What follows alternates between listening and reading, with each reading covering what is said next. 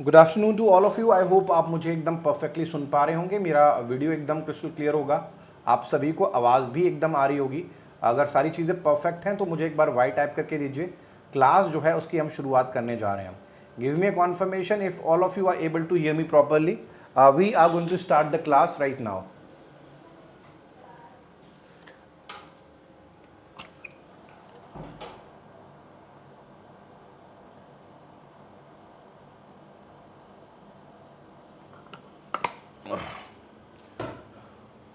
अगर आप सभी को आवाज़ आ रही है एक बार मुझे वाई टाइप करके दीजिए, अगर आप मुझे ठीक से सुन पा रहे हैं एक बार तो।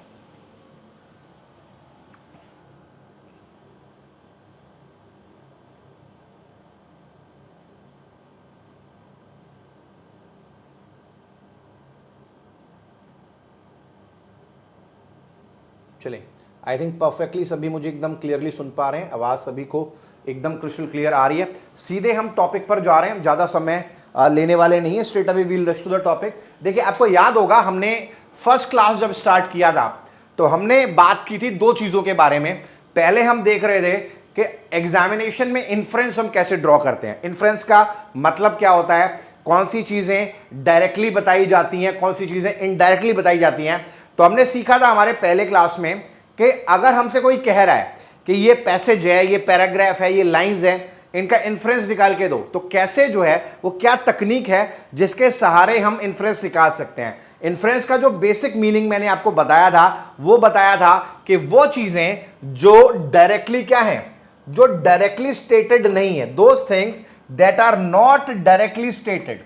हम वहां पर पैसेज में कहीं भी साफ साफ जो है वैसा नहीं लिखा हुआ, लेकिन हम अंडरस्टैंड कर सकते हैं कि जो ऑथर है उसका कहने का इंटेंशन यही होगा या पैसेज जो है उसका भाव यही होने वाला है। राइट, इसी को हमने क्या कहा था, इसी को हमने इन्फ्रेंस कहा था। क्लियर है? अगर याद है, अगर अभी भी आई थिंक 2-3 बच्चों का ये भी मैसेज आया, एक बार मुझे दोबारा से कॉन्फर्मेशन देना अगर आवाज क्लियर आ रही है आप सभी को। आवाज क्लियर आ रही है? Give me confirmation please once again.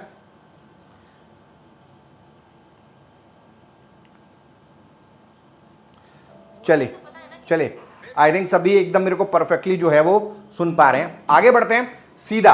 आज का जो हमारा क्लास है वो हम फोकस करने वाले हैं किस पर, इन्फ्रेंस के थोड़ा और ऊपर लेवल के क्वेश्चंस पर, उनको देखेंगे और साथ में जो है अपने टेंस की गाड़ी चलाएंगे। अभी ये इन्फ्रेंस के 3 क्लासेस में अभी करवा रहा हूं, इसके बाद मैं टेंस चैप्टर आपको पूरा करवाऊंगा, उसके बाद एक चैप्टर और करवाऊंगा, उसके बाद जो है इन्फ्रेंस वाले क्वेश्चंस लेकर आऊंगा। ठीक है, तो ये प्रोसेस जो है वो चलता रहेगा, मतलब पैटर्न को भी हम अटैक करते रहेंगे, साथ में जो हमारा ग्रामेटिकल कॉन्सेप्ट है उसको तो इंप्रूव करेंगे ही करेंगे। चलिए शुरुआत करते हैं। पिछले लेवल 1 और लेवल 2 की एक शीट अटैच की गई थी, जरा मुझे बताइए लेवल 1 और लेवल 2 के क्वेश्चंस की जो शीट मैंने अटैच की थी, आप में से कितने लोगों ने इन क्वेश्चन को सॉल्व कर दिया? अगर कर दिया तो 1 टाइप करिए, नहीं किया तो 2 टाइप कर दीजिए एक बार। जो लेवल 1 और लेवल 2 के क्वेश्चंस की शीट जो है अपलोड की गई थी वो आपने अगर कर दिया है सॉल्व तो 1 टाइप कर दीजिए, नहीं तो आप 2 टाइप कर दीजिए एक बार।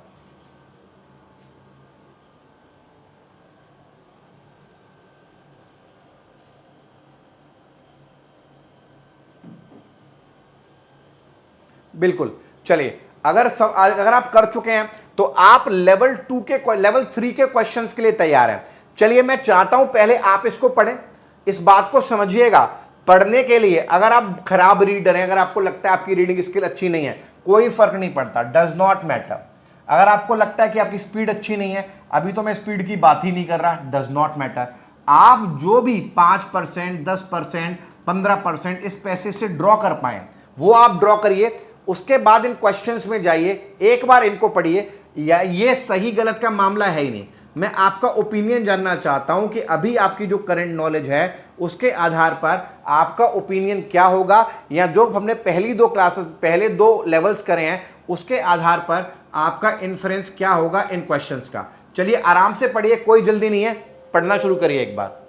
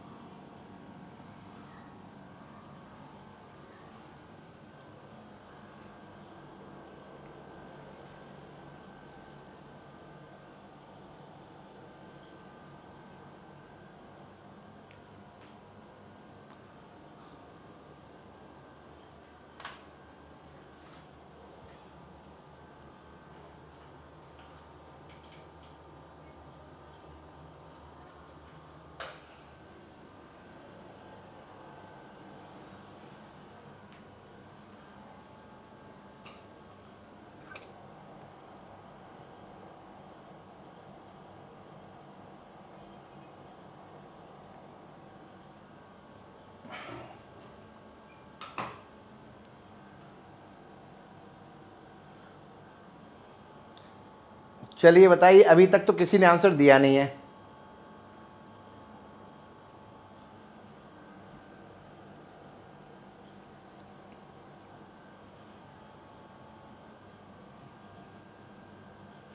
चलिए, आई थिंक सफिशिएंट टाइम है इसको पढ़ने के लिए। देखते हैं कि क्या कहा जा रहा है, और ऐसे क्वेश्चंस जब एग्जामिनेशन में आते हैं तो इन्फ्रेंस हम कैसे ड्रॉ करते हैं या कैसे हम समझते हैं। इसके लिए बहुत बड़ा रीडर होने की जरूरत नहीं है, ना ही आपको बहुत सारी चीजें आने की जरूरत है। इसके लिए कुछ बेसिक्स क्लियर होने चाहिए। वो बेसिक्स क्या है मैं बताता हूं आपको। देखिए यहां पर क्या कहा जा रहा है, Emma walk through the bustling streets. Emma जो है वॉक कर रही थी, कैसे, बसलिंग यानी बिजी स्ट्रीट्स में। The weight of her decision, उसके जो डिसीजन का भार था वो उसके कंधों पर था, ठीक है, यानी कुछ वो हैवी महसूस कर रही थी, ये कहा जा रहा है। The job offer had seemed like a dream come true, जो जॉब ऑफर उसे मिला था वो उसके लिए ड्रीम कम ट्रू की तरह था। अब देखो यहां पर क्या लिखा है, हैड सीम्ड, यानी पास की बात हो रही है। An executive position at one of the top firms in the city, जो उसको पोजीशन मिली थी, एक एग्जीक्यूटिव पोजीशन मिली थी one of the top firms जो है सिटी में, वहां पर, ठीक है। Yet the more she thought about it, लेकिन जितना भी वो उसके बारे में सोचती थी उतना ही वो अनईजी फील करती थी। अब देखो ये कीवर्ड्स हैं, जॉब उसके लिए क्या थी, ड्रीम कम ट्रू थी, लेकिन उसको लेकर वो कैसी थी, अनईजी थी। अब अनईजी क्यों थी, देखो, it wasn't just the long hours और the demanding nature of the role. उस जॉब में लॉन्ग आवर्स तो थे ही, लेकिन सॉरी, इस जॉब में लॉन्ग आवर्स का कंसर्न नहीं था, it wasn't the long hours, ना ही जॉब का डिमांडिंग नेचर को लेकर उसको चिंता थी, यानी ये इसका इन्फ्रेंस नहीं होगा। आगे कहा जा रहा है, though both weighed on her mind, हालांकि दोनों उसके दिमाग में थे। It was the subtle shift in her values, वो चिंतित किस बात को लेकर थी कि एक शिफ्ट हो जाएगा, शिफ्ट का मतलब चेंज, उसकी जो वैल्यूज हैं, उसकी जो वैल्यूज हैं उसमें कहीं ना कहीं बदलाव को लेकर वो चिंतित थी। और किस बात को लेकर चिंतित थी, the things she would have to compromise to fit into a culture, उन चीजों पर जिसके लिए उसको कॉम्प्रोमाइज करना पड़ेगा उस कल्चर में फिट होने के लिए, और ऐसे कल्चर में जो कभी वो एडमायर किया करती थी। बट नाउ, लेकिन अभी, क्वेश्चन, लेकिन अब उस कल्चर पर वो सवाल उठाती है, she had always valued balance in her life but this opportunity seem to offer success at a cost she wasn't sure she was willing to pay. सबसे इंपॉर्टेंट लाइन है, कहा जा रहा है उसने हमेशा माना है कि लाइफ में बैलेंस होना चाहिए, लेकिन ये जो अपॉर्चुनिटी है उसके लिए ऐसी अपॉर्चुनिटी है जिसको लेकर वो श्योर नहीं है क्या वो ये सक्सेस लेना भी चाहती है, इसके लिए वो पे करना भी चाहती है नहीं। As she passed by a group of young professional chatting about the latest deals, जैसे ही वो यंग प्रोफेशनल्स के ग्रुप से गुजरी जो लेटेस्ट डील्स के बारे में चैट कर रहे थे, शी वंडर्ड, उसने सोचा कि ये जो एम्बिशन है, ये जो हमारा एम है, क्या ये वर्थ है कि जो हमें सैक्रिफाइसेस करने पड़ेंगे इसको पूरा करने के लिए। देखो यहां पर अगर आप गौर से देखोगे तो अगर आप एज अ एम्मा सोचो कि वो क्या सोच रही है, तो सबसे पहला जो दायरा आपने बनाना है वो दायरा प्लस और माइनस का है। Is she positive about a certain thing और is she negative about a certain thing. तो इतना हमें पता चल जाएगा कि जॉब को लेकर जो जिस प्रोफाइल की बात की जा रही है उसको लेकर वो बहुत ज्यादा डाउट में है, कंफ्यूजन में है, और वो डिसाइड नहीं कर पा रही है। यानी एक समय ऐसा था जब वो ये करना चाहती थी, लेकिन जो प्रेजेंट कॉन्टेक्स्ट है उसमें उसका कंफर्ट जोन दिखाई नहीं देता, यानी हमें आंसर जो है कहीं ना कहीं नेगेटिव ट्रेंड की तरफ लेकर जा रहा है। अब सवाल ये पूछो कि जिस जॉब के बारे में बात करें क्या वो उसको करना नहीं चाहती? ऐसा नहीं है, वो उसको करना नहीं चाहती, उसको पता है कि वो करेगी तो उसको कुछ ना कुछ कॉम्प्रोमाइजेस करने पड़ेंगे, और कॉम्प्रोमाइजेस किससे करने पड़ेंगे, वैल्यू। यानी वो क्या है, करना भी चाहती है लेकिन उसको पता है करूंगी तो थोड़ा नुकसान भी है। ऐसी स्टेट को हम क्या कहते हैं, a state of confusion, a state of conflict. जब हमारे दो विचार आपस में टकरा रहे होते हैं उसको कॉन्फ्यूजन या कॉन्फ्लिक्ट कहा जाता है। तो हमें दूसरी चीज ये पता चलती है। अब आगे देखिए क्वेश्चन कहता है, what can be inferred about Emma's internal conflict regarding the job offer. अब उसके दिमाग में जो इंटरनल कॉन्फ्लिक्ट चल रहा था जॉब ऑफर को लेके, उसके बारे में क्या कहा जा सकता है। पहला, Emma is excited about the job offer and is eager to take on the challenge. देखो कुछ ऑप्शंस तो ऐसे ही एलिमिनेट हो जाते हैं कि एम्मा बहुत एक्साइटेड है, एक्साइटेड हो सकती है, लेकिन प्रॉब्लम यह है कि वो ईगर नहीं है, यानी वो इच्छुक नहीं है इस चैलेंज को लेने की, तो ये तो उड़ा दो आप। एम्मा इज कॉन्फिडेंट, कॉन्फिडेंट एक पॉजिटिव वर्ड है, that she can maintain her personal values while excelling in the new position, ये भी आप उड़ा सकते हैं। यही तो जंग है कि भैया पर्सनल वैल्यूज को बना के रखें या अपनी नई पोजीशन को देखें, ये भी उड़ा दो। Emma is conflicted because she feels the job requires compromises, Emma जो है वो कन्फ्लिक्टेड फील कर रही है क्योंकि उसे पता है ये जॉब जो है इसमें कई कॉम्प्रोमाइजेस करने पड़ेंगे जो उसकी पर्सनल वैल्यू से क्लैश करेंगे, पर्सनली जो बैलेंस नहीं बना पाएंगे। तो आप देखेंगे इसमें आपको पूरे पैसेज का कहीं ना कहीं फीलिंग आ रहा है। एम्मा इज इनडिफरेंट, एम्मा को फर्क ही नहीं पड़ता। एम्मा को फर्क कैसे नहीं पड़ता, पूरे पैसेज में एम्मा के इमोशंस बताए गए हैं, तो ये ऑप्शन भी नहीं हो सकता। हो सकता है आप ई ऑप्शन में कंफ्यूज हो जाएं कि Emma is worried primarily about the long hours and is unsure if the role will allow for a personal balance, personal life. Emma इस बात को लेकर चिंतित है कि लंबे घंटे जो हैं उसके लिए उसमें काम करना पड़ेगा और जो रोल है वो उसे पर्सनल लाइफ में आगे बढ़ने देगा या नहीं। लेकिन अगर आप पैसेज में जाएंगे तो यहां क्लियरली लिखा है it wasn't just the long hours, सिर्फ लॉन्ग आवर्स को लेकर वो चिंतित नहीं है, उसकी चिंता का जो कारण है वो दूसरे भी हैं। तो यहां पर ये कंपैरेटिवली आसान क्वेश्चन है, लेकिन आपको पता होना चाहिए कि जो ऑप्शन सी है वही सबसे एक्यूरेटली इसको डिफाइन करता है। क्लियर है? अब जरा दूसरे क्वेश्चन पे जाते हैं, पढ़िए जरा इसको एक बार अच्छे से।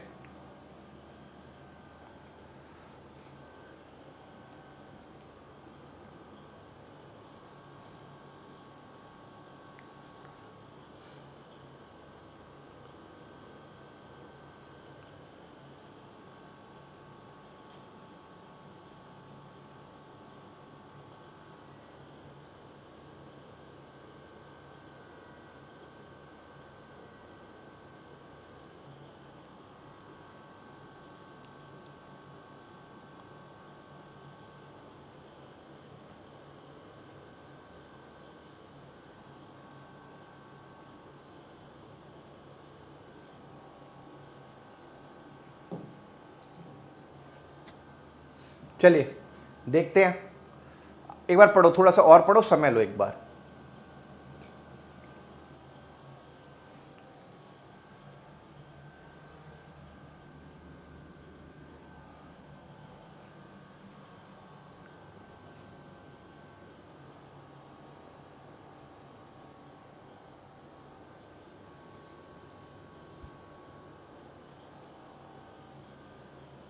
चलिए देखते हैं एक बार।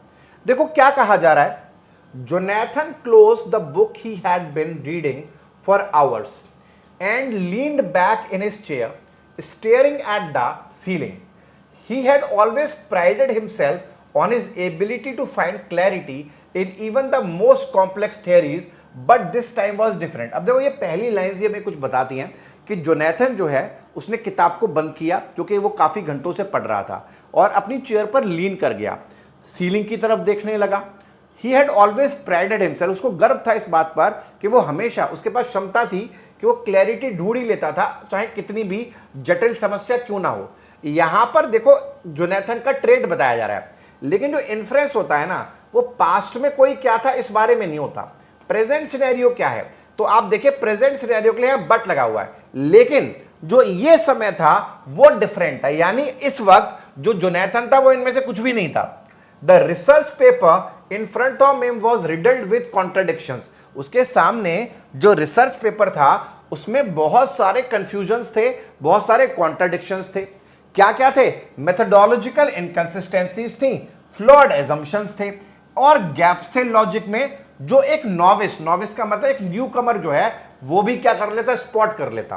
तो ये वो महसूस कर रहा है और इसी बात को लेकर वो परेशान है, इस बात का वो सॉल्यूशन नहीं निकल पा रहा।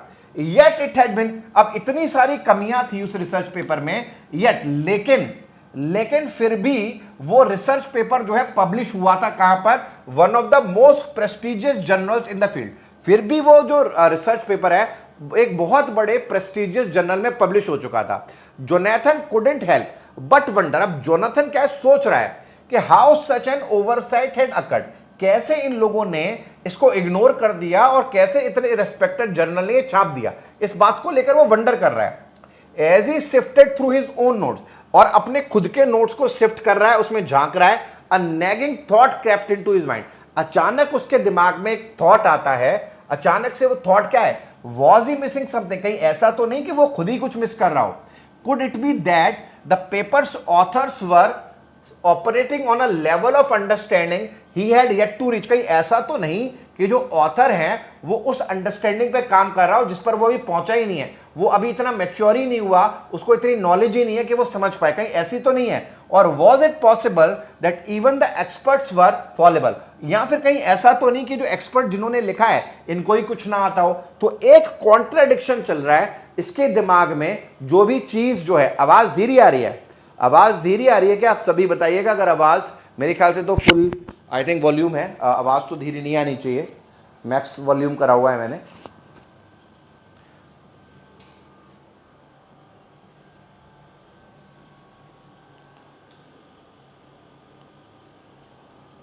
नहीं, क्लियर आ रही है। चलो अब देखो यहां पर क्या पूछा जा रहा है, what can be inferred about Jonathan's perspective on the research paper. Research paper को लेकर जोनाथन का पर्सपेक्टिव क्या है। तो पहले एलिमिनेट वाले ऑप्शन निकालते हैं। जोनाथन इज कॉन्फिडेंट, गलत।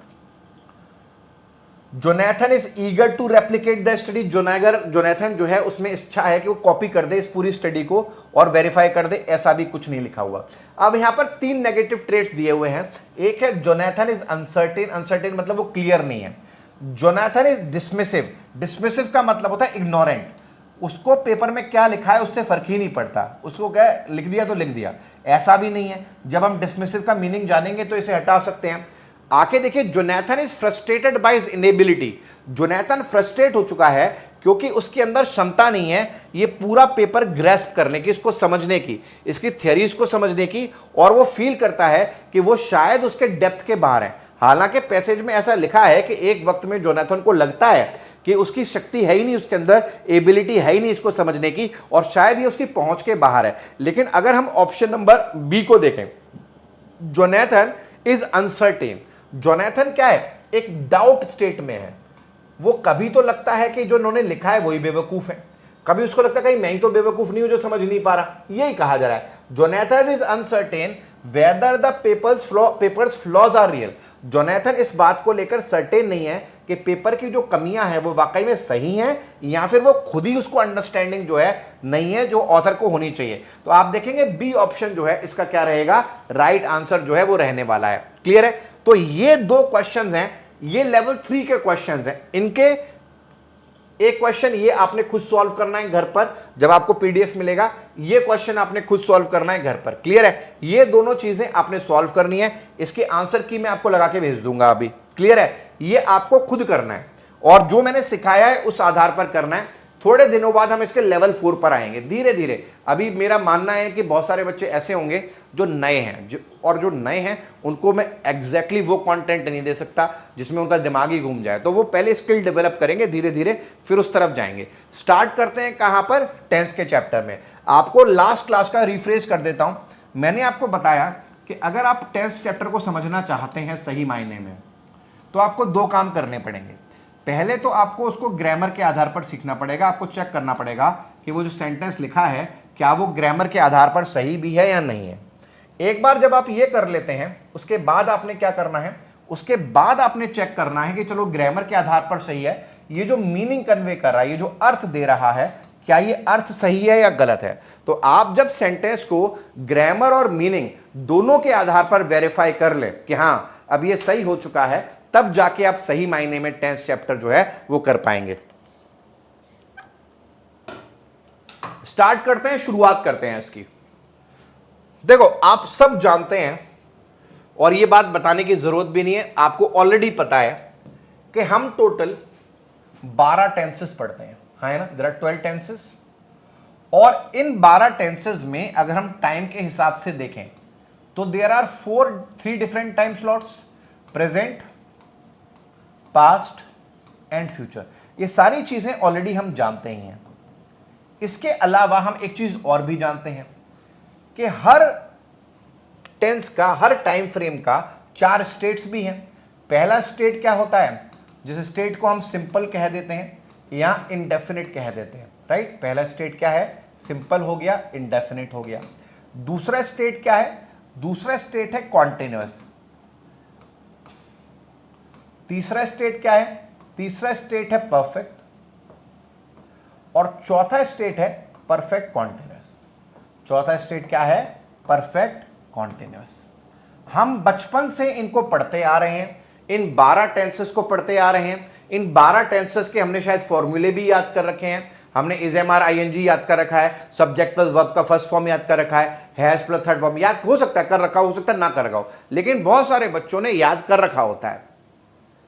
सवाल यह है कि जब आप टेंस पढ़ते हैं, अगर आपने पास में कहीं पढ़ा है तो बहुत स्ट्रांग चांस रहा होगा कि जब आपको टेंस पढ़ाया गया होगा तो शायद आपको कहा हो, पहला सेंटेंस जो लिखा हो वो लिखा हो कि राम गोज, और फिर उसके बराबर लिखा हो राम जाता है। हाँ है ना, ऐसे ही पढ़ाया जाता है हमारे देश में टेंस।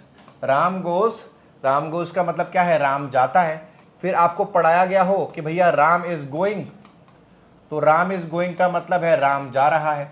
और ऐसे ही करके राम को 12 बार भेजा हो, 12 टेंसेस में, और आपको करा दिया हो ये टेंस पूरा, राइट। अब आपको भी लगता होगा कि चलो मुझे इंग्लिश का जो है वो हिंदी आ गया है और शायद टेंस भी आ गया है मुझे कहीं ना कहीं। तो इस बात को समझिए, ये जो आप पढ़ रहे हैं ना, ये टेंस नहीं है, ये ट्रांसलेशन है। ये एक कॉन्सेप्ट है इंग्लिश का जिसको हम कहते हैं ट्रांसलेशन। ट्रांसलेशन और टेंस दोनों अलग अलग चीजें हैं। टेंस क्या है? एक ग्रामेटिकल कॉन्सेप्ट है। हो सकता है हिंदी में आपको मतलब सही लग रहा हो लेकिन इंग्लिश में सेंटेंस गलत लिखा हुआ हो। अगर हम हर चीज को हिंदी से देखने लग जाएंगे तो हम सेंटेंस का जेन्युइनिटी कभी पता नहीं लगा पाएंगे। मैं ये नहीं कह रहा कि जब टेंस पढ़ाया जाए तो आप हर सेंटेंस को हिंदी में ना करें, आप बिल्कुल करें, आपकी भाषा हो सकती है, लेकिन जब आप हिंदी में कर रहे हैं तो हिंदी सिर्फ एक मकसद से करिए कि उस सेंटेंस का मीनिंग आपको थोड़ा सा क्लियर हो जाए। लेकिन अगर जब आप आंसर दे रहे हैं तो आंसर देने के लिए कभी हिंदी को सहारा मत बनाइए। आंसर हमेशा उन्हीं कॉन्सेप्ट्स के सहारे दीजिए जो आपको सिखाए जा रहे हैं, जो मैं आपको सिखाने वाला हूं। आंसर देने के लिए हमेशा कॉन्सेप्ट्स का जो है वो सहारा लीजिए, तब जाके जो है आप टेंस को सीख पाएंगे। कैसे? हमने इतने समय से ये चारों स्टेट्स पढ़े हैं, ये तीनों टेंस पढ़े हैं, 4 को 3 से मल्टीप्लाई करते हैं 12 हो जाते हैं, लेकिन आज तक हमें इनके मतलब ही नहीं पता कि यह क्या मीनिंग जो है वो देते हैं। जैसे फॉर एग्जाम्पल समझिएगा जरा, अगर मैं आपसे पूछूं परफेक्ट क्या होता है तो आप मुझे फॉर्मूला बता देंगे। हैज और वर्ब का थर्ड फॉर्म होता है, हैड और वर्ब का थर्ड फॉर्म होता है, आप मुझे फॉर्मूला बता देंगे। मैं पूछूं कॉन्टिन्यूअस क्या होता है तो आप कहेंगे is am are plus ING होता है, वॉज वर्ब प्लस आईएनजी होता है। लेकिन ऐसा नहीं है, समझिए, गौर से सुनिए। मान लीजिए कोई काम जो है वो ए पॉइंट पे शुरू होता है, यानी ए बजे शुरू होता है और बी पॉइंट पे खत्म हो जाता है। आज का ही दिन ले लेते हैं। मान लीजिए आज सुबह 8 बजे मेरी एडिटोरियल की क्लास शुरू हुई और 9 बजे जो है ये एडिटोरियल की क्लास खत्म हो गई। 8 बजे शुरू हुई और 9 बजे क्या हो गई? खत्म हो गई। अभी कितने बज रहे हैं? अभी 4:30 बज रहे हैं। अभी कितने बज रहे हैं? अभी 4:30 बज रहे हैं। तो अगर मैं आपसे पूछूं ये जो क्लास है, ये क्लास का स्टेटस क्या है, अभी आप इस क्लास को कैसे देखते हो, तो आप कहोगे कि सर ये क्लास तो पूरी हो गई। पूरी को हम इंग्लिश में क्या कहते हैं? कंप्लीट कहते हैं। याद रखिए, इंग्लिश का जो वर्ड है कंप्लीट, उसी को ग्रामर की भाषा में परफेक्ट कहा जाता है। तो जब भी हम किसी सेंटेंस को लिखते हैं परफेक्ट में तो हम ये बताना चाहते हैं सामने वाले को कि वो काम जिसके बारे में हम बात कर रहे हैं वो काम पूरा हो चुका है। तो परफेक्ट का मतलब होता है कंप्लीट और कंप्लीट का मतलब होता है परफेक्ट। आप कितने भी सेंटेंसेस जो हैं परफेक्ट में बनाएंगे, आगे मैं आपको बनाना भी सिखाऊंगा, तो आप पाएंगे कि हर सेंटेंस में जो काम है वो तो पूरा हो चुका। जैसे अगर मैं कहूं कि I have completed my graduation, मैं अपनी ग्रेजुएशन पूरी कर चुका हूं, पूरी हो गई ना, अभी तो नहीं कर रहा। I have taken the editorial session, मैं एडिटोरियल सेशन ले चुका हूं, कंप्लीट हो चुका है, हाँ है ना। I have visited the market, मैं मार्केट जा चुका हूं, अब नहीं। ये काम सारे क्या हो चुके हैं? कंप्लीट हो चुके हैं। और जो मैं सेंटेंसेस बोल रहा हूं ये सारे के सारे सेंटेंसेस परफेक्ट में हैं। तो जब आप परफेक्ट को देखें तो आप समझें कि काम जो है वो क्या हो गया? कंप्लीट हो गया। आपको ये क्लैरिटी होनी चाहिए, परफेक्ट का मतलब क्या है? कंप्लीट है। अब जरा एक सिचुएशन लीजिए कि मान लीजिए कोई काम जो है ए पॉइंट पे शुरू हुआ, ए पॉइंट मान लेते हैं 4:15 बजे, और ये काम जो है बी पॉइंट पे खत्म होना है बी पॉइंट मान लेते हैं 5:15 बजे। अब ये जो काम है ये शुरू तो हो चुका है, लेकिन ये अपने अंत तक नहीं पहुंचा। ये शुरू तो हो चुका है लेकिन अपने अंत तक नहीं पहुंचा, ये शायद बीच में कहीं है। बीच में कहीं है मतलब अपने अंत तक नहीं पहुंचा, तो ये काम कैसा है?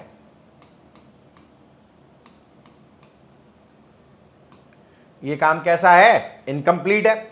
मान लीजिए जो क्लास है ये 4:15 पर शुरू हो गई, 5:15 पर इसको एंड होना है। क्या ये एंड पर पहुंच गई? नहीं। अभी ये क्लास कहां पर है? बीच में है। कोई भी काम बीच में है तो अधूरा ही होगा। अधूरा इंग्लिश भाषा में जो इनकम्प्लीट वर्ड होता है, ग्रामेटिकल भाषा में उसे कॉन्टिन्यूअस कहा जाता है। तो जब भी कोई आपसे कहता है कि ये कॉन्टिन्यूअस टेंस में लिखा हुआ है, तो इसका मतलब है जिस काम की बात हो रही है वहां पर वो काम अधूरा ही होगा। क्या होगा? अधूरा ही होगा। अधूरे के अलावा कुछ नहीं हो सकता। जैसे सपोज करिए अगर आप अभी अपनी ग्रेजुएशन कर रहे हैं तो आप क्या बोलेंगे? I am doing my graduation. ये सेंटेंस प्रेजेंट कॉन्टिन्यूअस का है। I am doing my graduation, यानी ग्रेजुएशन आप शुरू तो कर चुके हैं लेकिन आपकी ग्रेजुएशन अभी अंत तक पहुंची नहीं है, कहीं बीच में है। क्लियर है? अगर मैं इस क्लास के बारे में बात करूं, आई एम टीचिंग टेंस, यानी टेंस पढ़ाना मैं शुरू तो कर चुका हूं लेकिन ये अपने अंत तक नहीं पहुंचा है, बीच में है। तो कॉन्टिन्यूअस का मतलब होता है कोई चीज का इनकम्प्लीट होना या बीच में होना, ये आपको क्लियर होना चाहिए। अब क्या होता है, कुछ काम ऐसे होते हैं जिन कामों में कंप्लीशन भी होता है और इनकम्प्लीशन भी होता है। कैसे?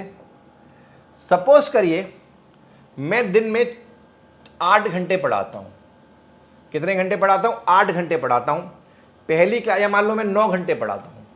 पहली क्लास में 8 बजे लेता हूं और फिर आखिरी क्लास में 5 बजे तक लेता हूं। तो अभी मान लो पहली क्लास मेरी 8 बजे शुरू हुई, ये खत्म कितने बजे होगी? 5 बजे होगी। अभी कितने बज रहे हैं? 4 बज रहे हैं। तो मैं ये कह सकता हूं कि मेरी 8 घंटे की क्लास कंप्लीट हो चुकी है। हाँ है ना? 8 घंटे की क्लास क्या हो चुकी है? कंप्लीट हो चुकी है। लेकिन अभी भी मेरा काम अधूरा है। 9 घंटे की नहीं, अभी भी वो चल रहा है, यानी ये अधूरा भी है। यानी 8 घंटे का काम तो पूरा हो गया लेकिन अभी भी काम बचा हुआ है। तो जब मुझे पूरा होना और अधूरा होना साथ में बताना हो तो पूरा होने के लिए परफेक्ट और अधूरा होने के लिए कॉन्टिन्यूअस, मैं उसको किस में लिखता हूं? परफेक्ट कॉन्टिन्यूअस में लिखता हूं। अगर मैं आपसे कहता हूं कि I have been teaching for 8 hours, मतलब मैं 8 घंटे से पढ़ा रहा हूं, मुझे 8 घंटे पढ़ाते हुए हो चुके हैं लेकिन अभी पढ़ाना मैंने बंद किया नहीं है। अगर आप मान लीजिए पिछले 3 महीने से कंपटीशन की तैयारी कर रहे हैं तो आप बोलेंगे I have been preparing for 3 months. 3 महीने आपको तैयारी करते हो चुके हैं, पूरे हो चुके हैं, लेकिन आपकी तैयारी खत्म नहीं हुई, अभी चल रही है, यानी अधूरी भी है। तो ऐसी सिचुएशन में हम जो है क्या यूज करते हैं? परफेक्ट कॉन्टिन्यूअस जो है उसका इस्तेमाल करते हैं। ये स्टेट्स हमें पता होने बहुत बहुत बहुत ज्यादा जरूरी होते हैं।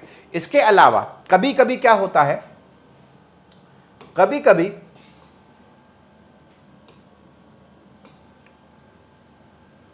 कभी क्या होता है कि हमें समय के बारे में पता ही नहीं होता। हमें समय के बारे में पता ही नहीं होता। जैसे मैं एक सेंटेंस लिखता हूं, Ram works in a factory. Ram works in a factory, आगे मैं आपको सिखाऊंगा, ये प्रेजेंट इंडेफिनिट में लिखा हुआ है। राम एक फैक्ट्री में काम करता है। अगर मैं आपको ये सेंटेंस बोलूं कि राम एक फैक्ट्री में काम करता है और आपसे पूछूं क्या आप बता सकते हैं कि राम ने फैक्ट्री में काम करना कब शुरू किया? नहीं। कब खत्म करेगा? नहीं। कितनी देर से कर रहा है? नहीं। तो ऐसे सेंटेंसेस जिनमें समय का पता ही ना हो, जो समय हो वो अनिश्चित हो, उसको हम कहते हैं इनडेफिनिट। यानी इनडेफिनिट में हम वो चीजें लिखते हैं जिनके समय के बारे में कोई निश्चिंतता नहीं होती। The sun rises in the east, सूरज जो है ईस्ट से निकलता है, कब से निकल रहा है नहीं पता, कब तक निकलेगा नहीं पता, कितने दिनों से निकल रहा है नहीं पता। ये सब क्या है? इनडेफिनिट में लिखे जाएंगे। ये होते हैं हमारे चारों स्टेट्स। तो चारों स्टेट्स जब आप समझें तो इस बात को जरूर समझिएगा कि यहां पर क्या कहने की कोशिश की जा रही है। अभी तक जो सिखाया है अगर वो क्लियर है तो एक बार CL जो है वो टाइप करके दीजिए।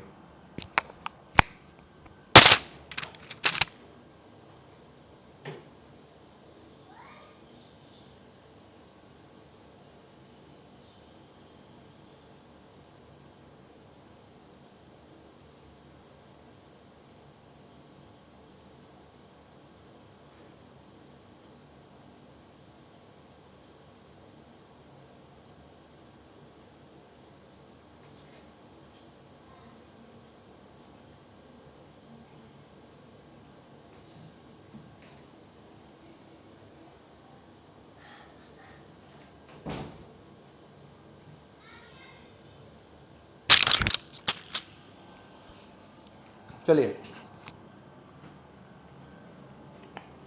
अब हम तैयार हैं टेंसेस के लिए, अब हम सही से सीख सकते हैं। सबसे पहले सीखेंगे प्रेजेंट इंडेफिनिट को।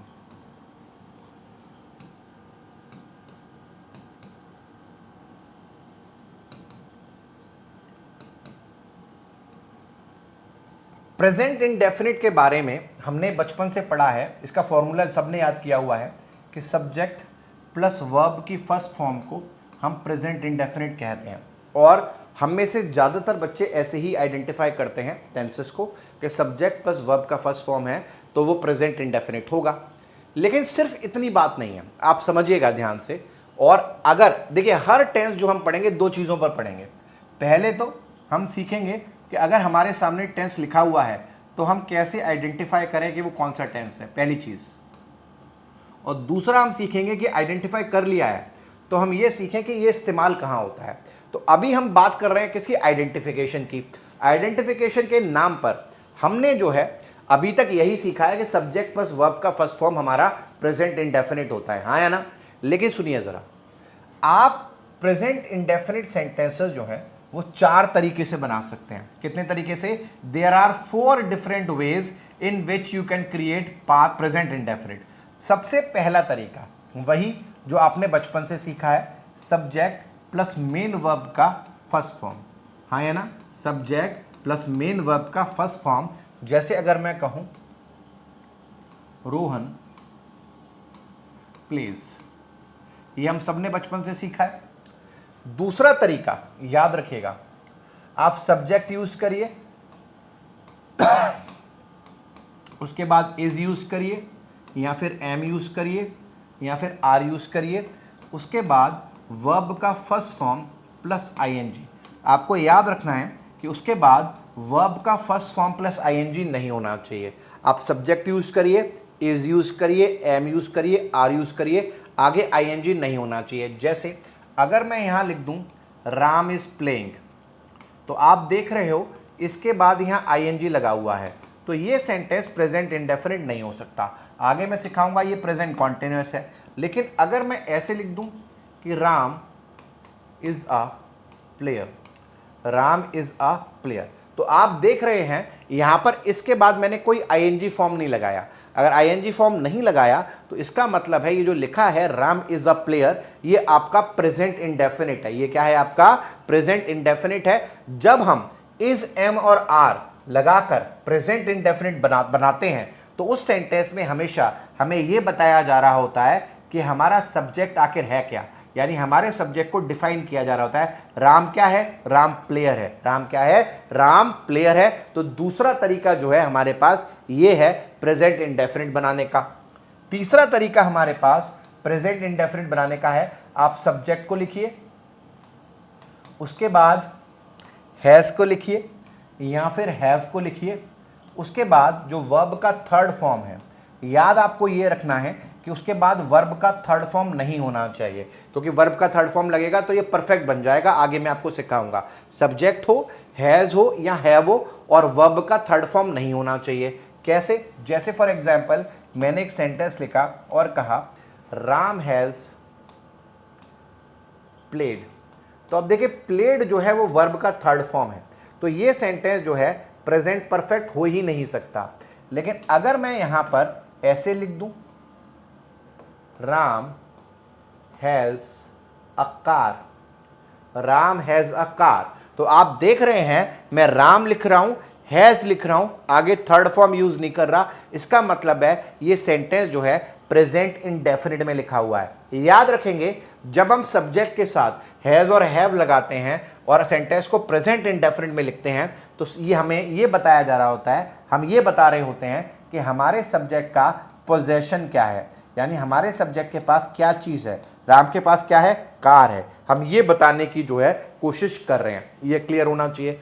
चौथा और आखिरी तरीका है, किसी भी सेंटेंस में अगर आप डू और डज लगा हुआ देखते हैं, किसी भी सेंटेंस में अगर आप डू और डज लगा हुआ देखते हैं तो आप जो है ये मान लेंगे, आंख बंद करके विश्वास कर लेंगे कि वो सेंटेंस जो है यकीनन प्रेजेंट इंडेफिनिट में ही लिखा हुआ है। तो आपके जो 4 बेसिक आइडेंटिफिकेशन के तरीके हैं कि देखकर ही आप पहचान सकते हैं कि ये प्रेजेंट इंडेफिनिट में है या नहीं है, वो यही 4 तरीके हैं। इनके अलावा कोई और तरीका ऐसा हो नहीं सकता जिससे सेंटेंस जो है प्रेजेंट इंडेफिनिट में बन जाएगा।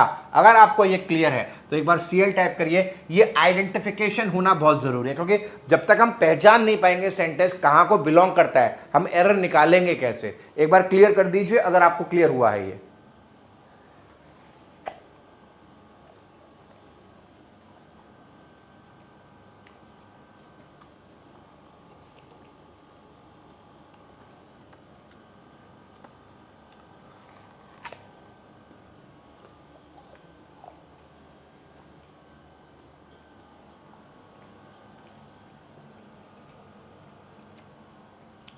चलिए,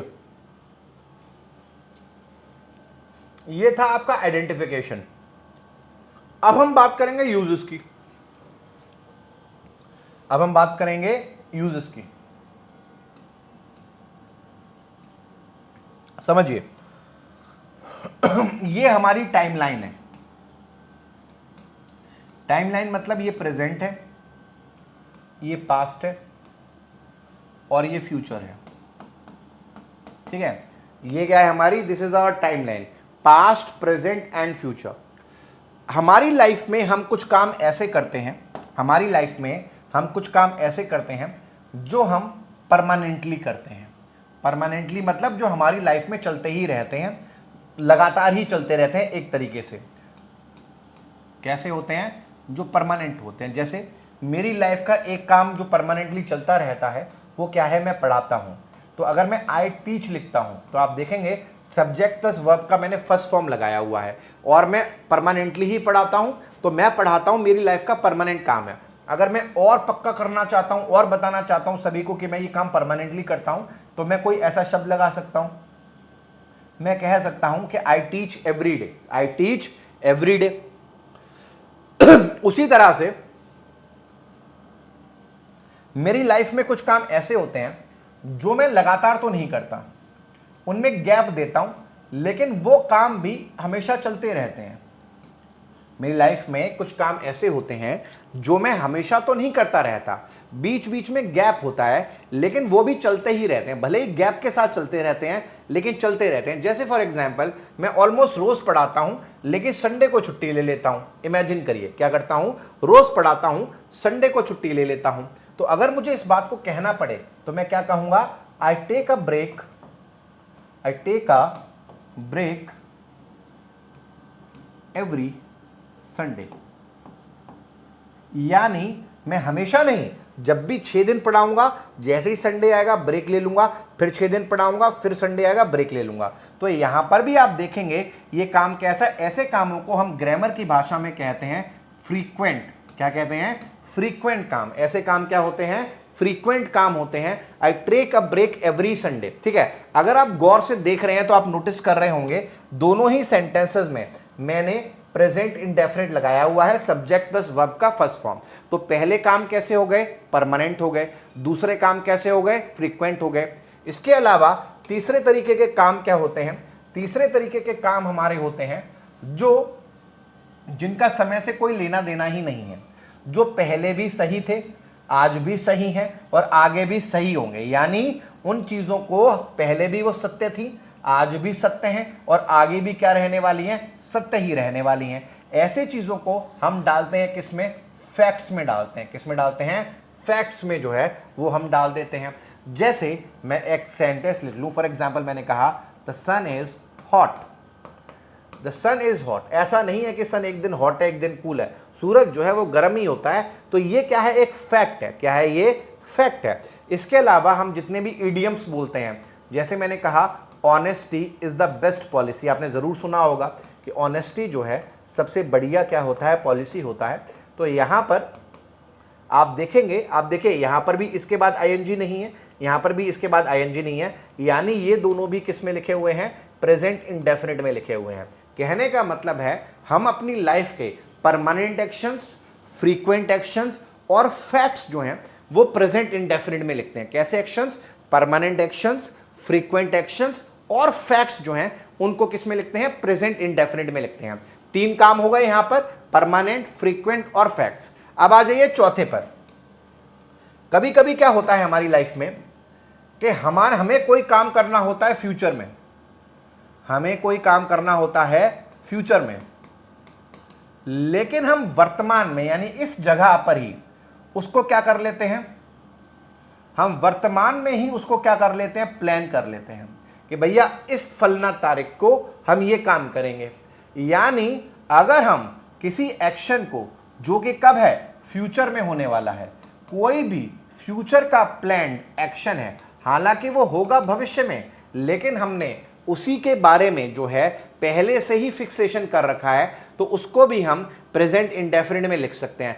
ऐसे काम जनरली क्या होते हैं, जैसे मान लीजिए ट्रेन का शेड्यूल है, तो ट्रेन ने कल 1 बजे निकलना है तो निकलेगी ही। जैसे एयरपोर्ट पे प्लेन का शेड्यूल है, 1 बजे निकलना है तो निकलेगा ही। मान लीजिए हमारे प्राइम मिनिस्टर को अमेरिका विजिट करना है, ऐसा तो नहीं है कि एक दिन सुबह बिस्तर से उठेंगे चलो अमेरिका, पहले से ही प्लान करके जो है बना हुआ है, पहले से ही सारा शेड्यूल है, तो क्या है, प्लान्ड एक्शन है। तो ऐसे एक्शंस को हम प्रेजेंट इंडेफिनिट में लिख सकते हैं।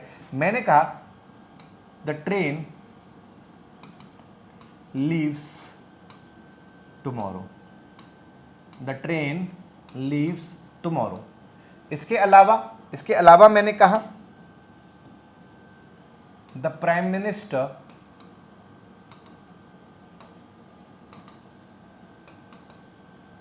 visits Russia next week। ये आप देखेंगे तो यहां पर ये जो मैंने सेंटेंसेस लिखे हुए हैं, ये सारे आपके क्या हैं, प्लान्ड एक्शंस हैं, फ्यूचर के प्लान्ड एक्शंस हैं। अगर आप देखो, आप प्रोग्रेस कब करोगे, प्रोग्रेस आप तब करोगे जब आपके दिमाग में ये बात फिट होगी कि कुछ भी पूछ लो मुझे आता होगा, कुछ भी पूछ लो मुझे पता है। वो तभी संभव है जब आप अपने कोर्स को कॉम्प्रिहेंसिवली करोगे। अगर टुकड़ों में, ट्रांसलेशन में मैं आपको सिर्फ वही 4 सवाल करवा दूं जो हर किताब में लिखे हुए हैं, तो एग्जाम में आप अटकोगे। क्यों अटकोगे? क्योंकि एग्जाम में वो क्वेश्चन तो आने वाले नहीं है। तो आपको क्वेश्चंस के लिए नहीं तैयार करवाना है, आपको कॉन्सेप्ट्स के लिए तैयार करवाना है। उन कॉन्सेप्ट्स के लिए जरूरी है ज्ञान, पहले होना चाहिए ज्ञान। वो बच्चे जो इस गलतफहमी में रहते हैं कि एग्जाम में ग्रामर कम आती है, वो दुनिया के सबसे बड़े बेवकूफ है। कारण क्या है कि हर वो चीज जो आप एग्जाम में करते हो उसका फाउंडेशन ग्रामर में ही है। जब तक आपको ग्रामर नहीं आती तब आपको एरर डिटेक्शंस नहीं आते, आपको इंप्रूवमेंट्स नहीं आते, क्लोज टेस्ट नहीं आते, आपको फिलर्स नहीं आते, इनफैक्ट आपको कॉम्प्रिहेंशन जो पैसेजेस है वो भी नहीं आते, क्योंकि आप भाषा का जो मतलब है वो ग्रामर के बिना निकाल ही नहीं सकते। तो जब तक ये बढ़िया नहीं है तब तक कुछ और बढ़िया हो नहीं सकता। इसीलिए बहुत फोकस करके पढ़िएगा, ठीक है, बहुत फोकस करके। तो हमने आज के क्लास में 2 बातें एकदम क्लियर कर ली।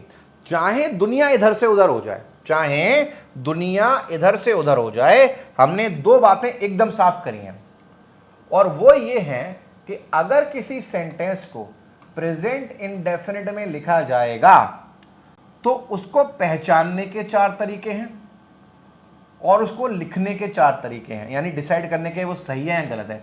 यानी आइडेंटिफिकेशन के 4 तरीके हैं और उसके 4 ही क्या हैं, यूजेस हैं। क्लियर है? 4 ही क्या हैं उसके यूज हैं, परमानेंट, फ्रीक्वेंट, फैक्ट्स, और साथ में क्या, साथ में आपका प्लान्ड फ्यूचर एक्शन।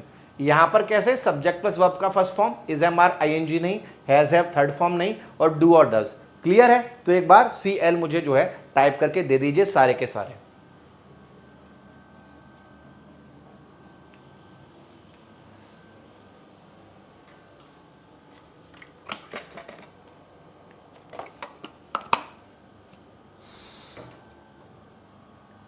चलिए, अब अगर आपको ये क्लियर है तो हम 1-2 कॉन्सेप्ट्स को बनाएंगे अपने दिमाग में और फिर जो है हम आगे बढ़ेंगे। मैं बिल्कुल बेसिक से करा रहा हूं, ये मानकर चल रहा हूं कि आप में से बहुत बच्चे ऐसे होंगे जिनको कुछ नहीं आता। तो समझिए जरा, ग्रामर की भाषा में अगर मैं आपसे पूछूं सेंटेंस किसे कहते हैं तो आप क्या कहेंगे? अगर मैं आपसे पूछूं कि आपको एग्जाम की तैयारी करनी है और जरा मुझे बताओ सेंटेंस कहते किसको है, मेरा सवाल है आपसे, तो आप क्या आंसर देंगे? बहुत सारे बच्चे कहेंगे sentence is a collection of words, बहुत सारे बच्चे कहेंगे sentence is a collection of words that give perfect meaning, है ना। और भी बहुत सारी डेफिनेशन जो है आप मुझे दे सकते हैं। मैं कहूँगा सबको गोली मार दो, सबको साइड में रख दो। सेंटेंस का मतलब समझो। सेंटेंस कोई भी ऐसी चीज है, सेंटेंस कोई भी ऐसी चीज है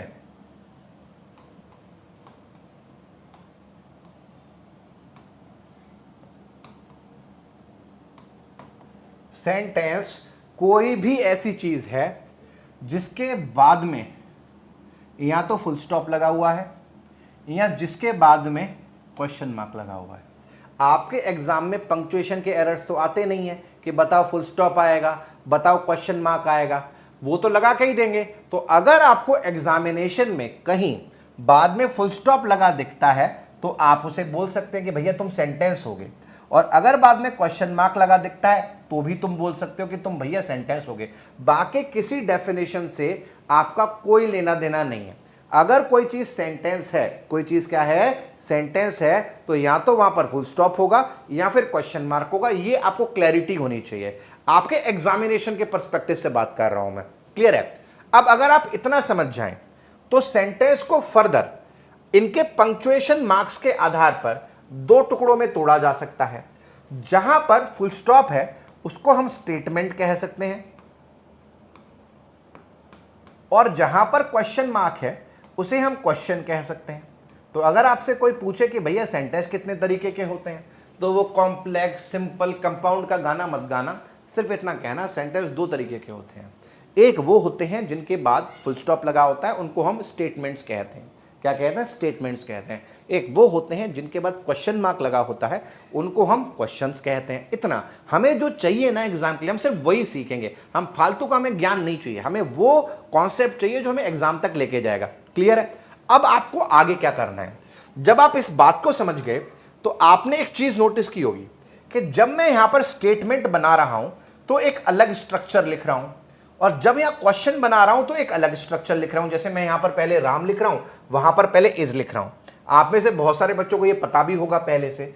तो हमें यह भी पता है कि जो हमारा स्टेटमेंट है, आमतौर पर उसका जो सेंटेंस स्ट्रक्चर होता है, उसका जो सेंटेंस स्ट्रक्चर होता है वो अलग तरीके का होता है, और जो हमारा क्वेश्चन होता है उसका जो सेंटेंस स्ट्रक्चर होता है वो अलग तरीके का होता है। अब अलग तरीके से मेरा क्या मतलब है, वो बच्चे जो बिल्कुल जीरो से शुरुआत कर रहे हैं वो समझ लें, बाकियों को तो शायद पता होगा। अलग से मेरा मतलब है, आमतौर पर क्या होता है कि जब मैं स्टेटमेंट लिखता हूं तो पहली प्राथमिकता मैं सब्जेक्ट को देता हूं। यानी स्टेटमेंट में पहले मैं सब्जेक्ट लिखता हूं, अगर उसके बाद हेल्पिंग वर्ब आ रहा है तो मैं हेल्पिंग वर्ब लिख देता हूं, और उसके बाद मेन वर्ब लिख देता हूं। This is my statement. अब ये स्टेटमेंट 3 शब्दों का भी हो सकता है, 30 शब्दों का भी हो सकता है, लेकिन कितने भी शब्दों का क्यों ना हो, उसका स्ट्रक्चर ऐसा ही होगा। 99% ऑफ द टाइम्स ऐसा ही होगा। जैसे अगर मैं कहूं कि रोहन इज डांसिंग, तो आप देखेंगे भले ये 3 शब्दों का सेंटेंस है, लेकिन इसको मैं स्टेटमेंट बोल सकता हूं और यहां फुल स्टॉप लगा सकता हूं, क्योंकि यहां पर सब्जेक्ट है, यहां पर हेल्पिंग वर्ब है, और यहां पर क्या है, मेन वर्ब है। तो मैं क्या कर सकता हूं, इसको जो है ऐसे ट्रीट कर सकता हूं। उसी तरह से इसमें जो क्वेश्चन है उसका स्ट्रक्चर कैसे हो सकता है, ये जो हेल्पिंग वर्ब है इसकी पोजीशन मैं पहले ले जाता हूं, सब्जेक्ट को मैं बाद में लिखता हूं, और मेन वर्ब को मैं आखिरी में लिखता हूं। अब शब्द यही 3 है, बस इनका अरेंजमेंट मैंने चेंज कर दिया। तो यहां पर मैं क्या लिख सकता हूं, इज रोहन डांसिंग अगर लिख दूं तो मैं फ्री हूं कि मैं यहां पर क्या लगा सकता हूं, एक क्वेश्चन मार्क लगा सकता हूं। हाँ या ना? कोई डाउट नहीं होना चाहिए, बहुत सिंपल बात है, बहुत सिंपल बात है। लेकिन इससे बहुत गहरा क्वेश्चन आता है एग्जाम में, हमें लगता है ये तो बचकानी चीजें, ये तो हमें आती हैं। अरे भैया नहीं आती तुम्हें, देखो अभी जरा 10 मिनट, अपने आप पता चल जाएगा। अब अगर ये बात तुम्हें समझ में आई है तो यहां पर मैं क्या लगा दूंगा, क्वेश्चन मार्क लगा दूंगा। इसके अलावा तुम्हें पता है कि क्वेश्चन बनाने का एक तरीका और है, हम WH के शब्दों से क्वेश्चन बना सकते हैं। वाई है, वेन है, वेयर है, हाउ है, ये सारे WH वाले शब्द हैं। तो अगर मुझे कहना है तो मैं कोई भी WH वाला शब्द लगा दूं और लिखूं वेयर इज राम डांसिंग। आप देखेंगे मैंने कुछ नहीं किया, बस ये जो स्ट्रक्चर था इससे पहले WH लगा दिया, यही तो किया, इससे पहले WH लगा दिया, सेंटेंस वही बन गया। तो this is also a question, this is also a question, this is also a question. For के बाद the United states of America, इसमें जो यूनाइटेड लिखा है ना, ये क्या है, एडजेक्टिव है और ये डेफिनेट करने वाला एडजेक्टिव है, इसीलिए यूनाइटेड स्टेट्स के बाद हमेशा दा लगता है, इसीलिए यूनाइटेड किंगडम के बाद भी हमेशा दा लगता है। ठीक है, ये हम सीखेंगे आर्टिकल चैप्टर में आगे। अगर ये क्लियर है, बिल्कुल बेसिक बातें हैं, अगर ये बेसिक बातें आपको क्लियर हैं तो एक बार मुझे CL टाइप कर दीजिए सारे के सारे।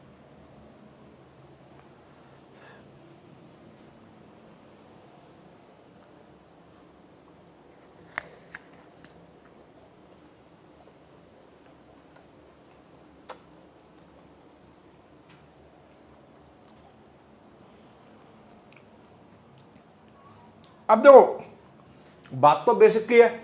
तुम्हें लग रहा होगा यार ये चौथे पांचवें क्लास का ज्ञान मुझे क्यों दे रहे हैं सर, क्यों दे रहे हैं बता दो। इस बात को समझो कि अंग्रेजी भाषा में जब भी सेंटेंस को बताया जाता है, यानी स्टेटमेंट लिखा जाता है, पहली प्राथमिकता है सब्जेक्ट, फिर हेल्पिंग वर्ब है तो हेल्पिंग वर्ब, फिर मेन वर्ब। इस इंग्लिश लैंग्वेज में जब भी किसी चीज को पूछा जाता है, पहली प्राथमिकता है हेल्पिंग वर्ब, फिर है सब्जेक्ट, फिर है मेन वर्ब। WH है तो उससे पहले आ जाएगा। चलिए क्वेश्चन देखते हैं।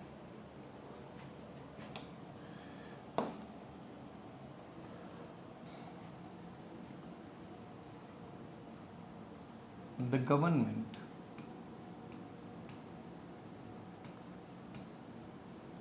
Is planning to introduce a scheme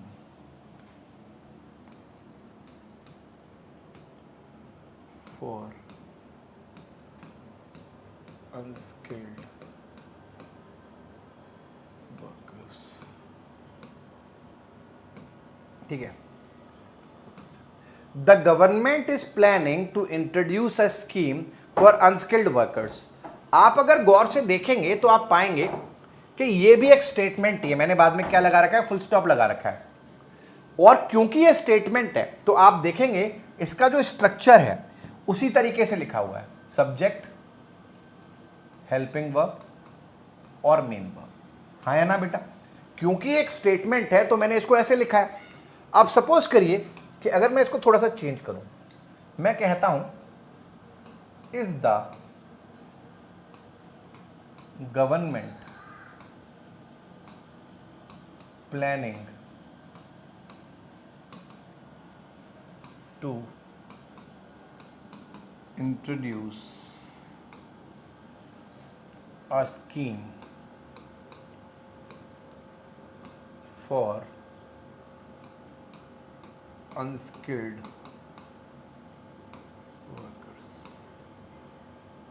question mark लगा दिया। डिस्कस करूंगा अभी इसको, अभी सिर्फ पढ़ते जाओ मैं क्या लिख रहा हूं। तीसरा मैंने लिखा why is the government planning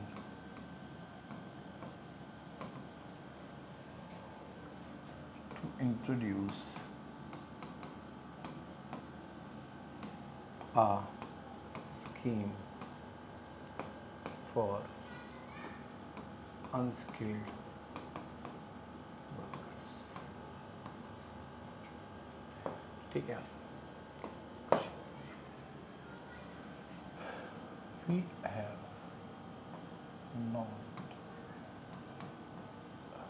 aware why is the government planning to introduce a scheme for unskilled workers। ठीक है, यहां पर अगर आप गौर से देखें, ठीक है, यहां पर मैंने 4 सेंटेंसेस लिखे हैं और 4 सेंटेंसेस के माध्यम से मैं आपको सिखाना चाहता हूं एग्जाम में क्या पूछा जाएगा। अब आपको ये टेंशन, अगर मैं आपसे यहां पर टाइम बर्बाद करवाऊं कि कौन सा स्टेटमेंट है, कौन सा क्वेश्चन है, इसको इसकी टेंशन तो आपने लेनी नहीं है एग्जाम में भी, और अभी भी नहीं लेनी, क्योंकि एग्जाम में तो आपको पीछे मार्क लिखा मिलेगा। फुल स्टॉप लगाए, क्या है ये, स्टेटमेंट है। क्वेश्चन मार्क लगाए, क्या है ये, क्वेश्चन है। क्वेश्चन मार्क लगाए, क्या है ये, क्वेश्चन है। फुल स्टॉप लगाए, क्या है ये, स्टेटमेंट है ना। इतना तो हम समझ सकते हैं, ये तो हम समझ सकते हैं, आराम से समझ सकते हैं। अभी तक जो भी बात मैंने कही, अग्री करते हो सारे के सारे उससे, कि हम तो पंक्चुएशन मार्क देख के समझ गए कि ये पहला स्टेटमेंट है, दूसरा क्वेश्चन है, तीसरा क्वेश्चन है, चौथा स्टेटमेंट है ना। अगर इतना समझ गए तो अब आप गौर से देखो, देखो ये क्या था, ये सवाल, ये स्टेटमेंट था। स्टेटमेंट था, पहले क्या आया, सब्जेक्ट, फिर क्या आया, हेल्पिंग वर्ब, फिर क्या आया, मेन वर्ब। यही हमने सीखा है, यही हमने सीखा है, हाँ या ना। दूसरा देखो, दूसरा क्या था, क्वेश्चन था।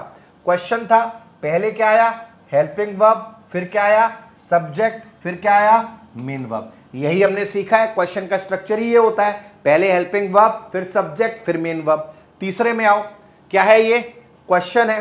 क्वेश्चन है, पहले क्या आया, देखो इज हेल्पिंग वर्ब, फिर क्या आया, सब्जेक्ट, फिर क्या आया, मेन वर्ब। ऐसे ही तो लिखा जाता है क्वेश्चन, क्वेश्चन मार्क लगाए। ये क्या है, स्टेटमेंट है। स्टेटमेंट है, पहले क्या आया, हेल्पिंग वर्ब, फिर क्या आया, सब्जेक्ट, फिर क्या आया, मेन वर्ब। क्या ये स्ट्रक्चर स्टेटमेंट का होता है, यस और नो? क्या ये स्ट्रक्चर स्टेटमेंट का होता है, हां या ना?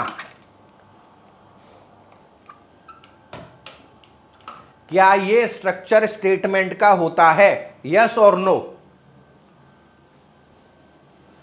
कैसे लिखते हैं स्टेटमेंट को, पहले हेल्पिंग वर्ब, फिर सब्जेक्ट, फिर मेन वर्ब, ऐसे तो नहीं लिखते।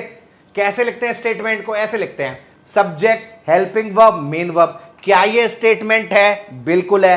कैसे पता चला, क्वेश्चन मार्क नहीं लगा, फुल स्टॉप लगाए, यानी ये स्टेटमेंट है। लेकिन स्ट्रक्चर किसका लगाया हुआ है, क्वेश्चन का लगाया हुआ है। सेंटेंस है गलत, सेंटेंस है गलत। कैसे लिखेंगे, पहले लिखेंगे subject, I am, we are not aware, why, फिर लिखेंगे the government, we are not aware why the government, फिर लिखेंगे इज, और फिर लिखेंगे planning, we are not aware why the government is planning to introduce a scheme for unskilled workers. कुछ याद रखने की जरूरत नहीं है, सारा खेल कॉन्सेप्ट्स में ही छुपा हुआ है। बात जब बोली जा रही है ना, तो स्ट्रक्चर भी बोलने वाला लगाओ, पूछने वाला स्ट्रक्चर क्यों लगा रहे हो। WH के बाद जो भी स्ट्रक्चर लगा है वो स्टेटमेंट का स्ट्रक्चर होना चाहिए, क्योंकि ये क्या है, स्टेटमेंट है। ये क्वेश्चन है, क्वेश्चन का स्ट्रक्चर, ये क्वेश्चन है, क्वेश्चन का स्ट्रक्चर, ये स्टेटमेंट है, स्टेटमेंट का स्ट्रक्चर, ये भी स्टेटमेंट है, तो स्टेटमेंट का स्ट्रक्चर होना चाहिए। पिछले साल का ही सवाल लिख देता हूं, आई थिंक आप में से ज्यादातर रिलेट कर पाएंगे। मैंने एक सवाल लिखा, देखो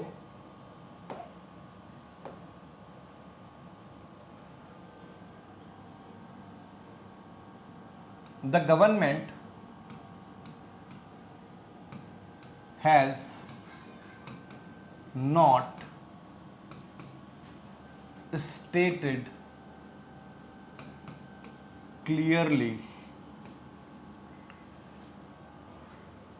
why were the delegates skipping the questions raised by the press। चलो कर दो जरा सॉल्व इसको एक बार फटाफट से। अब तुम हिंदी में नहीं देख रहे सेंटेंस, वो हिंदी में देखने का तुम्हारा नजरिया मैंने बदल दिया है। अब तुम हिंदी नहीं देख रहे, अब तुम कॉन्सेप्ट देख रहे हो। अगर तुम हिंदी देखोगे तो तुम कभी इसमें एरर ढूंढ ही नहीं सकते, तुम्हें कभी पता ही नहीं चलेगा चौथा सेंटेंस रॉन्ग हो गया। चौथा सेंटेंस रॉन्ग होने के लिए तुम्हें इस प्रोसेस से गुजरना पड़ेगा, इस बेसिक को समझना पड़ेगा। अगर तुम इस बेसिक को समझ गए हो, उसके बाद अब तुम इस सवाल के लिए जो है वो तैयार हो चुके हो। इससे पहले तुम इस सवाल को सिर्फ ट्रांसलेशन की नजर से देखते, ट्रांसलेशन के अलावा किसी और नजर से तुम देखते ही नहीं इसको। लेकिन अब तुम्हारे दिमाग के ढक्कन खुल चुके हैं, तुम्हें पता है ये लगा है फुल स्टॉप, अगर लगा है फुल स्टॉप तो ये है एक स्टेटमेंट, और अगर ये है एक स्टेटमेंट तो यहां वाई लिखा हुआ है, वाई के बाद वर नाम का हेल्पिंग वर्ब क्यों आ रहा है, और बाद में उसके सब्जेक्ट क्यों आ रहा है और मेन वर्ब आखिर में क्यों आ रहा है। यहां पर होना चाहिए था पहले subject why the delegates were skipping, क्योंकि भाई हम बात पूछ नहीं रहे हैं, हम बात को बता रहे हैं। यही जो है इसका राइट आंसर है और कोई राइट आंसर नहीं हो सकता। आई होप आप सभी को एकदम क्रिस्टल क्लियर हुआ होगा। अगर क्रिस्टल क्लियर हुआ है एक बार मुझे CL टाइप करके दीजिए। कल के क्लास में भी, कल तो संडे, परसों के क्लास में जो है हम इसको आगे बढ़ाएंगे सुबह 11 बजे। आपको पता है द हिंदू एडिटोरियल 6 मंथ्स की वोकैब का कंप्लीट पैकेज है, सारे के सारे अटेंड कर लेना, बहुत ज्यादा जरूरी है आपके लिए। आपका वोकैब एकदम एनरिच हो जाएगा, आपको हर जगह फायदा जो है वो मिलेगा। क्लियर है तो CL टाइप कर दीजिए एक बार।